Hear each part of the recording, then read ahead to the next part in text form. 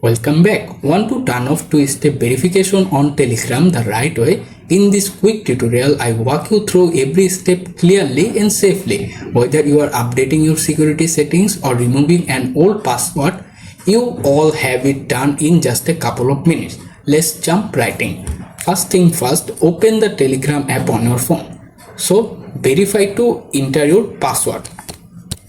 After you enter passcode to open the Telegram app, then look at the bottom menu bar. Here you can find the settings option. Tap to open it. After opening Telegram settings, scroll down a little. Here you can find the privacy and security option. Tap to open it. At the top of the menu bar, find the security section under various options. But look for the two-step verification option. Tap to open it. Then verify to enter your password.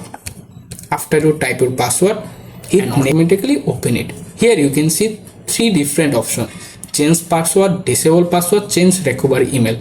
For this video, I am going to show you turn off two-step verification on Telegram. So this time select disable password option and hit disable again to confirm.